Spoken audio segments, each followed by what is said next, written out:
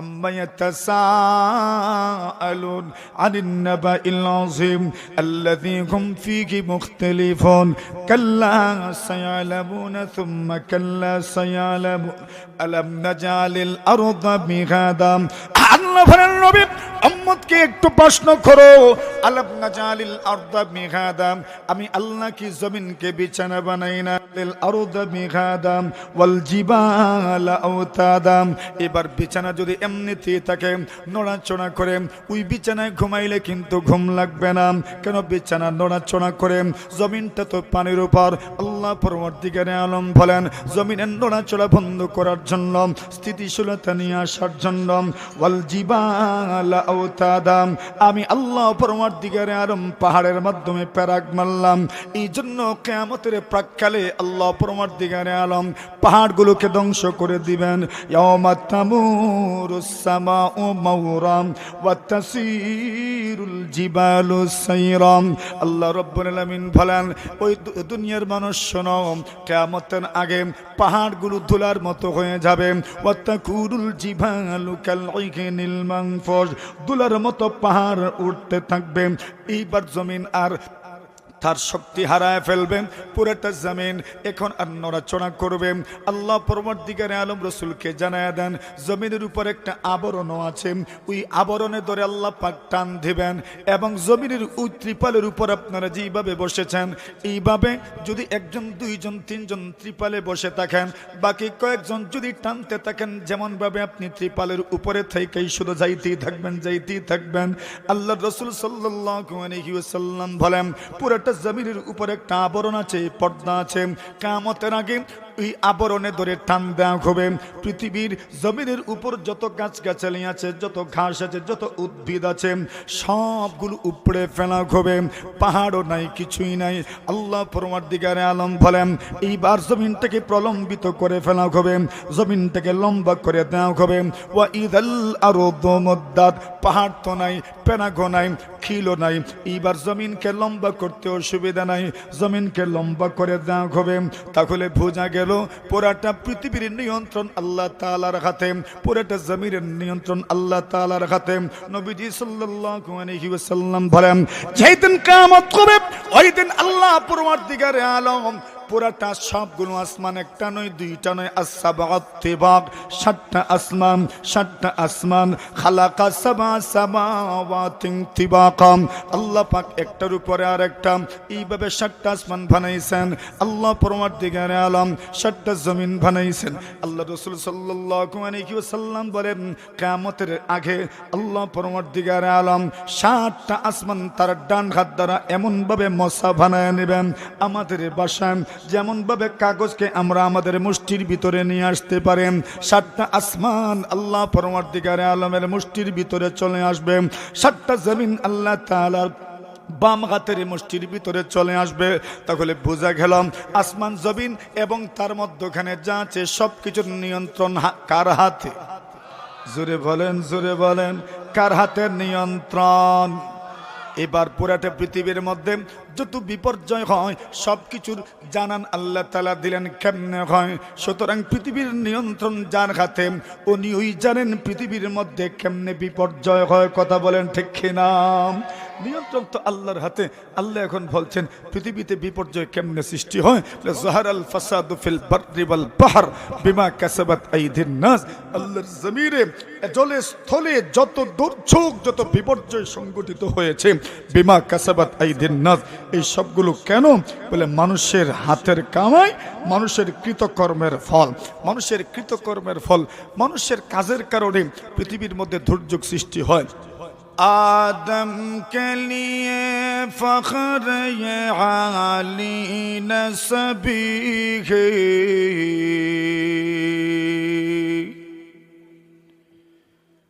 आदम के लिए फख्र ये आली नसबी है, मक्की मदनी हाशिमिया मुत्तलबी है, मक्की मदनी हाशिमिया मुत्तलबी है। पाकीज़ा तरज़ अर्श समा जन्नत अफलाक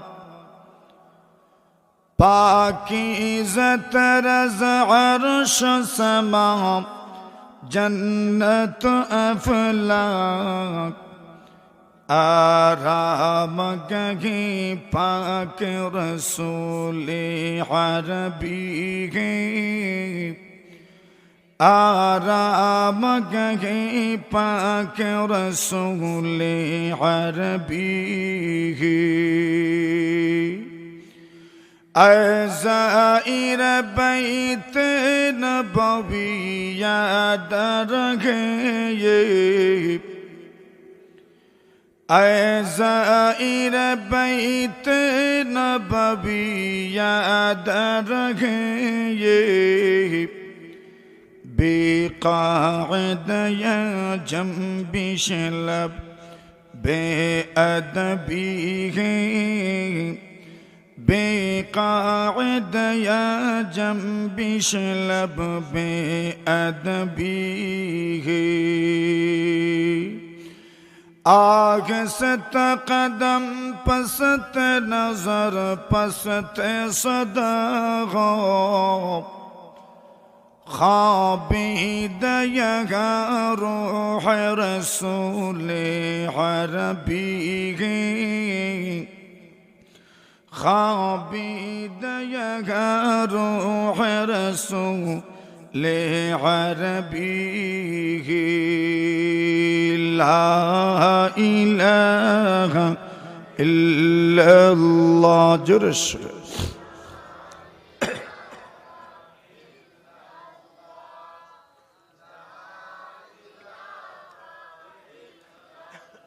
ला इलाहा इल्लल्लाह मुहम्मदुर रसूलुल्लाह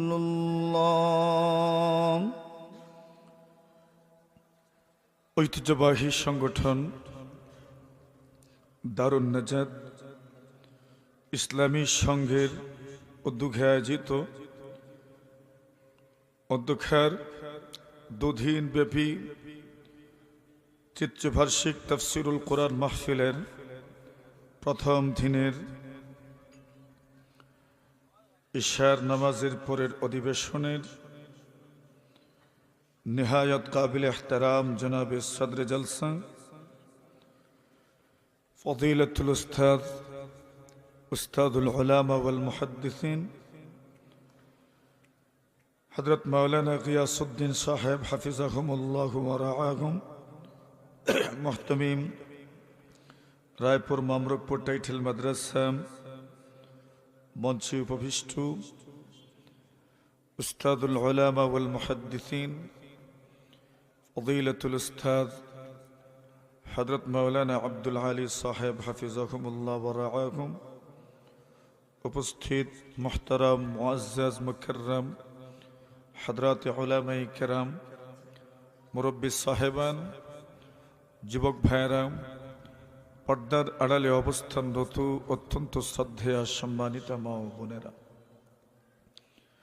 আল্লাহ পাক রব্বুল আলামিনের অসংখ্য অগণিত শুকরিয়া আদায় করছি যে মহান রব্বুল আলামিন অত্যন্ত দয়া মেহেরবানি করে দারুন নাজাত ইসলামী সংঘের তাদের ভালোবাসা ভালো লাগার এই সুন্দর আয়োজন তাফসিরুল কোরআন মাহফিলের আজ প্রথম দিনের এই সুন্দর পরিসরে আপনাকে আমাকে একত্রিত হয়ে কোরআন ও সুন্নাহের আলোকে কিছু কথা বলার ও শোনার তৌফিক দান করেছেন। এজন্য আমরা সকলেই আল্লাহ তাআলার শুকরিয়া আদায় করছি। আমরা সবাই পড়ি আলহামদুলিল্লাহ। আপনারা দেখেছেন পোস্টার লিফলেট হ্যান্ডবিলেও উল্লেখ আছে যোগ্য সঞ্চালক আপনাদের মসজিদের সম্মানিত ইমাম ও খতিব উনিও ঘোষণা করেছেন আমার আলোচ্য বিষয় প্রাকৃতিক দুর্যোগ সম্পর্কে কোরআন ও হাদিসের ব্যাখ্যা। প্রাকৃতিক দুর্যোগ মানে যে সমস্ত ঘটনা মানুষের আর্থ ও সামাজিক ক্ষতির কারণ হয়, এই সমস্ত ঘটনাকে বলা হয় প্রাকৃতিক দুর্যোগ। এটাকে প্রাকৃতিক বিপর্যয় বলে। প্রাকৃতিক দুর্যোগ, প্রাকৃতিক দুর্গতি, যেগুলোর কারণে মানুষের আর্থসামাজিক বিভিন্ন ক্ষতি হয়ে থাকে। এগুলো কিছুটা আছে মানব সৃষ্ট, মানুষই এটা তৈরি করে, আর কিছু আছে যেখানে মানুষের কোনো হাত নেই, এটা ঘটবেই, এটাকে রোখার সাধ্য কারো নাই। যেটা মানব সৃষ্ট, যেহেতু মানুষই সৃষ্টি করেছে, মানুষ যদি নিবৃত হয়ে যায় তো এটা আর ঘটবে না হয়তো। কিন্তু যেটা মানব সৃষ্ট নয়, মানুষ যেটাকে সৃষ্টি করে না, যেটা ঘটার সেটা ঘটবেই, আর যেটা ঘটার ঘটবেই, এটার মোকাবেলা করার মতো ক্ষমতা শক্তিও দুনিয়ার কোনো মানুষের নেই। তো প্রাকৃতিক দুর্যোগ কেন হয়, এর কারণ কি, সেই কারণগুলোই মূলত আজকের আলোচ্য বিষয়।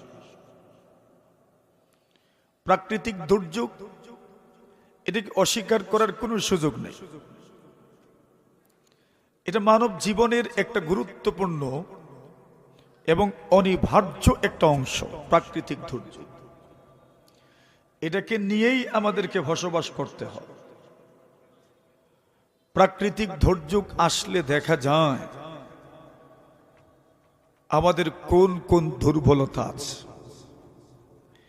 এই আধুনিকতার যুগেও, তথ্য প্রযুক্তির উৎকর্ষতার যুগে, বিভিন্ন মহামারী, দুর্যোগ, বিপর্যয় যখন আমাদের ঘাড়ে পতিত হয়, আমাদের দুয়ারে কড়া নাড়ে, তখন আমাদের অসহায়ত্ব আর দুর্বলতা আর অক্ষমতা সবার সামনে প্রস্ফুটিত হয়, ঠিক কিনা?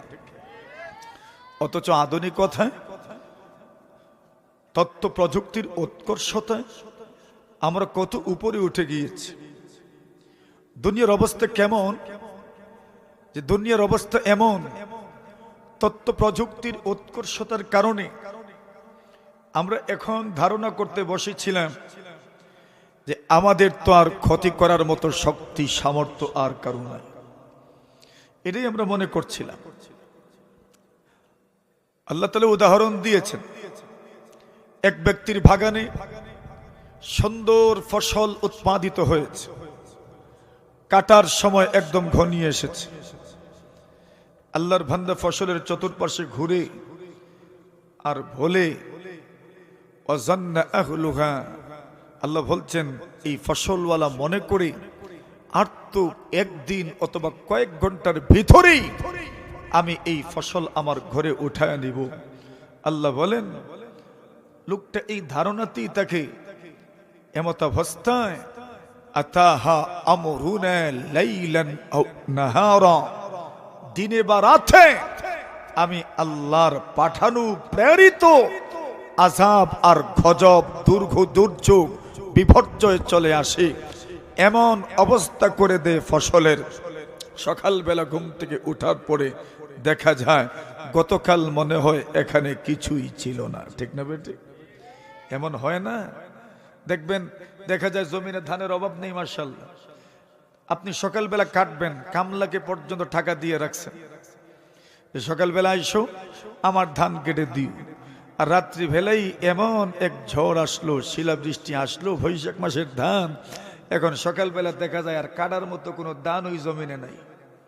এমন হয় না? ওইটাকে বলে প্রাকৃতিক দুর্যোগ। ওইটাকে বলা হয় প্রাকৃতিক বিপর্যয়। মানুষ মনে করে আরে এটা তো একদম আমার হাতের নাগালে, আমি কেটে ঘরে উড়ায় নিয়ে আসবো। দেখা যায় রাত্রিবেলা বা দিনের বেলা এমন এক ঘূর্ণি আসে, এমন এক ঝড় আসে, এমন এক ঝঞ্ঝা বায়ু আসে, এমন মহামারী আসে, এমন জলোচ্ছ্বাস ওঠে, মনে হয় যেন গতকাল এখানে কিছুই ছিল না। এই যে দুর্ঘটনা, এটাকেই বলা হয় প্রাকৃতিক দুর্যোগ। বিষয়টা বুঝতে পেরেছেন? প্রাকৃতিক দুর্যোগ কাকে বলে? ওইটার নামই প্রাকৃতিক দুর্যোগ। ওই যেটা ঘটে, যেটাকে নিয়েই আমাদের জীবন, যেটার মধ্য দিয়েই আমাদের জীবন, ওইগুলো কেন ঘটে, ওইগুলো ঘটার কারণ কি, ওটার সামান্য ব্যাখ্যা কোরআন ও সুন্নাহের আলোকে আপনাদের সামনে উপস্থাপনের জন্য আমি নির্দেশিত। বর্তমান বিজ্ঞানও এবং আধুনিক বিশ্বও এটা নিয়ে গবেষণা করছে। আধুনিক বিশ্বে গবেষণার ফল কি? তারা billion billion trillion dollar, euro, pound ব্যয় করে যেই গবেষণার ফল, যেই ফলে তারা উপনীত হয়েছে, সেটা হচ্ছে বর্তমান দুনিয়ার প্রাকৃতিক দুর্যোগের মূলে জলবায়ুর পরিবর্তন। কিসের পরিবর্তন বলেন? জল ও বায়ুর পরিবর্তন। এই জলবায়ু যত আপনার সহজ, এর চাইতে আরো সহজ হইল আবহাওয়া। কিসের পরিবর্তন? আবহাওয়ার পরিবর্তন। বিজ্ঞান বলছে বর্তমান দুনিয়ার এই প্রাকৃতিক দুর্যোগের পিছনে কারণ হচ্ছে আবহাওয়ার পরিবর্তন। কিসের পরিবর্তন?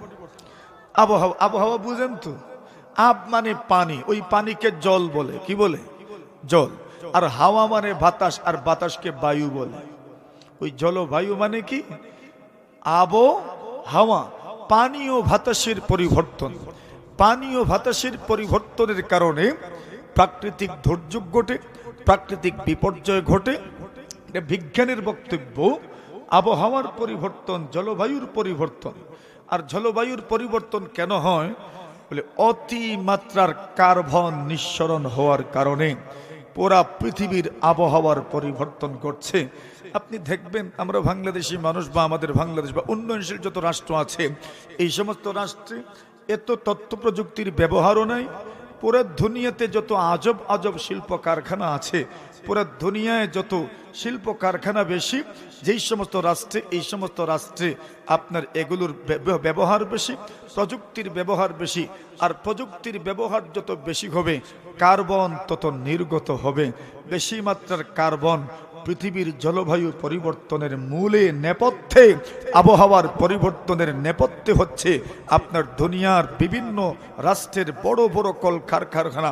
এর মাধ্যমে তাপমাত্রা অনেক বেড়ে যায়, উষ্ণতা বেড়ে যায়, আর এটার মাধ্যমে দুনিয়াতে সব ধরনের প্রাকৃতিক দুর্যোগ ঘটে।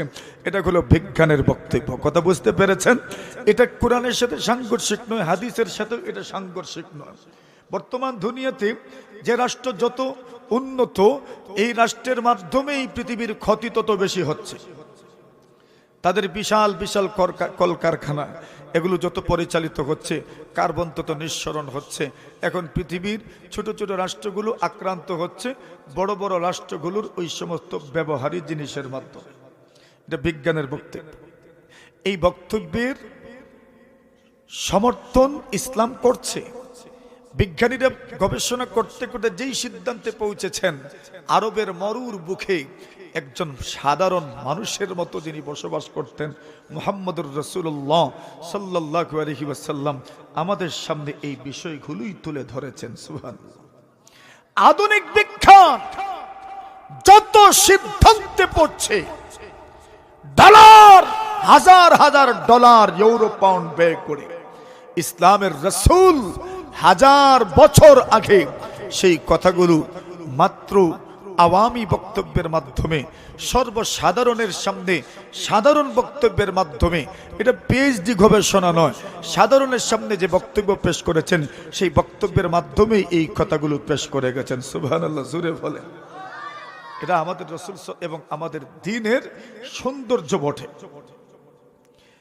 আপনাদের দেশে, আপনাদের এলাকার যারা ইউরোপ আমেরিকা থাকেন, তাদেরকে জিজ্ঞাসা করি, ইউরোপ আমেরিকায় এখনো আমরা বাংলাদেশি ছাড়া তাদের দেশে যারা এরা বাথরুমগুলোতে এখনো এরা টিস্যুই বেশি ব্যবহার করে, পানি খুব কম ব্যবহার করে।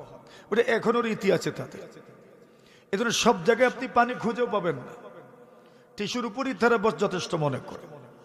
তারা চিন্তা গবেষণা করা হলো, আমরা পবিত্রতার জন্য পরিচ্ছন্নতার জন্য যেটা বেশি ব্যবহার করি টিস্যু, ওটা দ্বারা তো পরিপূর্ণ পরিচ্ছন্নতা আমাদের অর্জিত হয় না।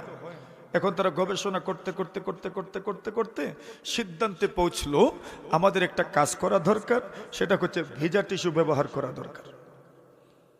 কি সিদ্ধান্ত নিছে তারা? ওই গবেষণার টিম পরামর্শ দিছে কি ব্যবহার করবেন? ভিজা টিস্যু। পানি বলে না, আরে ভিজা টিস্যু তো পানি। ওই ভিজা টিস্যু ব্যবহার করার কথা বলছে, পানি বলছে না কেন? পানি বললে যে ইসলামের প্রমোট হয়ে যাবে। সুবহানাল্লাহ বল। ইসলাম তো বলছে পানি ব্যবহার করার কথা, তো যদি সরাসরি পানি বলে তো এটা ইসলামের প্রমোট হয়ে যাবে, মুহাম্মদুর রাসূল সাল্লাল্লাহু আলাইহি ওয়াসাল্লামের বক্তব্যকে সমর্থন করা হয়ে যাবে। এজন্য তারা পানি না বলে কি বলছে? ভিজা টিস্যু ব্যবহার করে। রাসূলুল্লাহ সাল্লাল্লাহু আলাইহি ওয়াসাল্লাম এই কথাই বলছেন। আম্মা জান আয়েশা সিদ্দিকা রাদিয়াল্লাহু তাআলা আনহা, ওনার সামনে যারা পড়ার জন্য আসতেন, মহিলারা আসতেন, এদেরকে উনি বলতেন মুরনা আজওয়াজাকুন্না আইয়াস্তাতিবু বিল মা, তোমরা তোমাদের স্বামীদেরকে বলো এরা যেন পানীয় ব্যবহার করে। মুরনা আজওয়াজাকুন্না আইয়াস্তাতিবু বিল মা, তোমরা তোমাদের স্বামীদেরকে বলো দিলা ব্যবহারের পরে, টিস্যু ব্যবহারের পরে যেন পানীয় ব্যবহার করে। ফাইন্নী আস্তাহয়ী, আমি পুরুষদেরকে সরাসরি ওই কথা বলতে লজ্জাবোধ করি, এই জন্য তোমরাই বলবা। মুহতারাম হাজিরিনে কেরাম, আল্লাহ পরওয়ারদিগারে আলম পুরা পৃথিবীর এত দুর্যোগ, এত বিপর্যয়, এত দুর্গতির এর পিছনে কারণ কি আল্লাহ তাআলা বয়ান করছেন, বর্ণনা করছেন। যাহারাল ফাসাদু ফিল বাররি ওয়াল বাহর বিমা কাসাবাত আইদিন নাস। আল্লাহ বলেন প্রাকৃতিক দুর্যোগের কারণ কি? আল্লাহ পরমার্থিকারে আলম বলেন যাহারাল ফাসাদু ফিল বাররি ওয়াল বাহর, স্থলে এবং জলে যত দুর্যোগ, যত বিপর্যয় ঘটেছে এগুলো সব মানুষের হাতের কামাই। বিমা কাসাবাত আইদিন নাস, মানুষের কৃতকর্মের ফল, মানুষের হাতের কামাই। আল্লাহর বক্তব্য, পৃথিবী সৃষ্টিত করেছেন আল্লাহ তাআলা, উনি জানেন পৃথিবী কেমনে সুন্দর থাকবে, পৃথিবীর শৃঙ্খলা কেমনে অটুট থাকবে, পৃথিবীর সব প্রবাহ কেমনে সুন্দর থাকবে, তা তো আল্লাহরই জানা আছে। পৃথিবী সৃষ্টি করেছেন কে? জুড়ে বলেন আল্লাহই তো সৃষ্টি করেছেন। আসমান সৃষ্টি করেছেন আল্লাহ, জমিন সৃষ্টি করেছেন আল্লাহ, সাগর সৃষ্টি করেছেন আল্লাহ, নদীও তো আমরা কেউ খনন করি নাই, মরু তো আমরা কেউ কোনোদিন খনন করে নাই, ওইটাও তো দিয়েছেন আল্লাহ। পাহাড় দিয়েছেন আল্লাহ, আল্লাহ তাআলা বৃক্ষ তরুলতা সব গাছপাত সবকিছুই তো আল্লাহ পরমার্থিকারে আলম দিলেন, সবকিছু দিলেন আল্লাহ। এই জন্য আল্লাহ পরমার্থিকারে আলম জান ওই পৃথিবীটা কেমনে ঠিক রাখবেন। আল্লাহ এই পুরাটা পৃথিবী একটা মহাশূন্য, এই মহাশূন্যের মধ্যে আমাদের দুনিয়াটাও টিকে আছে। অন্যান্য গ্রহ যেমন মহাশূন্যের মধ্যে দুদুল্যমান লটকানো আছে, আমাদের ওই পুরাটা পৃথিবী ও মহাশূন্যের একটা গ্রহের মতো। যেমন ভাবে অন্যান্য গ্রহগুলোর কোনো খুঁটি নাই, কোনো পিলার নাই, আল্লাহর জমিনটা টিকে আছে, ওইটারও কোনো খুঁটি আর পিলার চোখে দেখা যায় না, দৃশ্যমান কোনো খুঁটি নাই, দৃশ্যমান কোনো পিলার নাই। এরপরও আসমানও টিকে আছে, জমিনও টিকে আছে। আল্লাহু আকবার। আল্লাহ রাসূল সাল্লাল্লাহু আলাইহি ওয়াসাল্লাম বলেন পুরোটা জমিন পানির উপরে, শুধু জমিন পানির উপরে নয়, ওয়া কানা আরশুহু আলাল মা, আল্লাহর আরশ কানা তো পানির উপরে। জুড়ে বলেন সুবহানাল্লাহ। এবার পানির থেকে কত দুর্যোগ তৈরি হয়, কত বিপর্যয় সৃষ্টি হয়। পানি তো এমন এক ধাতুর নাম, এমন এক জিনিসের নাম যে জিনিসটা তো নড়াচড়া করে, স্থিতিশীলতা নাই, পানির নিজেরও স্থিতিশীলতা নাই। পানির উপরে যদি আপনি দাঁড়াইতে চান তো দাঁড়াতে পারবেন না, পানির উপরে যদি কোনো জিনিস থাকে ওই জিনিসটাও স্থিতিশীল থাকে না, এক জায়গায় থাকে না। নৌকা স্থিতিশীল থাকে না, বুড়াটাও স্থিতিশীল থাকে না, ডেকটাও স্থিতিশীল থাকে না। যা পানির উপর দিবেন সবটাই কিন্তু নড়াচড়া করে এক জায়গা থেকে আরেক জায়গা যায়, এক জায়গা থেকে আরেক জায়গায় যায়। আল্লাহ পরমার্থিকারে আলম জানায়া দেন ওই যে পুরাটা পৃথিবী পানির উপরে, ওই পৃথিবীটাকে আমি আল্লাহ পরমার্থিকারে আলম স্থিতিশীলতা দেওয়ার জন্য পাহাড় দিলাম। আল্লাহ পরমার্থিকারে আলম বলেন ওয়াল জিবালা আওতাদা, আমি আল্লাহ পাহাড়ের মাধ্যমে পুরোটা পৃথিবীকে প্যারাক মারলাম। এবার পৃথিবীর নড়াচড়া করে না, পৃথিবীর মধ্যে ভূমিধস হয়, পৃথিবীর মধ্যে ভূমিকম্প হয়, জমিন কম্পিত হয়, এটার নাম ভূমিকম্প। মাঝে মধ্যে জমিন নিচের দিকে চলে যায়, নিচের দিকে জমিনটা চলে যায়, ওইটার নাম হইল ভূমিধস। আল্লাহ পরবর্তীকার আলম বলেন ওই জমিন তো পানির উপরে, পানির উপরের যদি নৌকা থাকে নৌকাও নড়াচড়া করে, পানির উপরে যদি ভুরা থাকে ভুরাটাও নড়াচড়া করে। এই ভাত পুরাটা পৃথিবী যেহেতু পানির উপর, এত বড় পৃথিবী পানির উপর, ওই পৃথিবী তো এখন নড়াচড়া করে। এর বান্দা বান্দি আমার, ওই পৃথিবীর নড়াচড়া বন্ধ করার জন্য আমি আল্লাহ পাহাড় দিয়ে প্যারাক মারলাম। সুবহানাল্লাহ। এখন পাহাড় দিয়ে পুরোটা পৃথিবীর মধ্যে প্যারাক মারলেন। আচ্ছা দেখেন না, মিস্ত্রি যে কাঠ মিস্ত্রি যে আপনার কি বানায়, শোকেস বানায় অথবা আলমারি বানায় বা পালং বানায় অথবা চৌকি বানায় বা যাই বানায় না কেন, সে জানে কোন কোন জায়গায় লোহা মারতে হবে। মাতুন না আপনারা নাকি আপনি জানেন?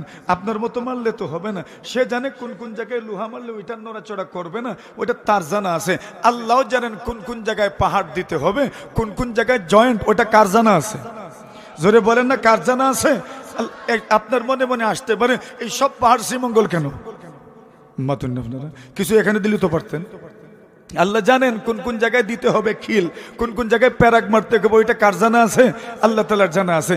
যখন ভূমিকম্প হয় তখন দেখবেন ভূতত্ত্ববিদরা বিভিন্ন তথ্য আমাদের সামনে নিয়ে আসে। ওরা বলে অমুক জায়গার পৃথিবীর মাটির নিচে ভূগর্ভে যে স্লেট ছিল, পাথর ছিল, ওইটা নড়ার কারণে ভূমিকম্প হয়েছে। এমন বক্তব্য কি আপনারা শোনেন না? ওই বক্তব্যের দ্বারা কি বুঝতে পারলেন? আল্লাহ তাআলা জানেন কোন কোন জায়গায় কোনটার জয়েন্ট আছে, ওইটা কার জানা আছে?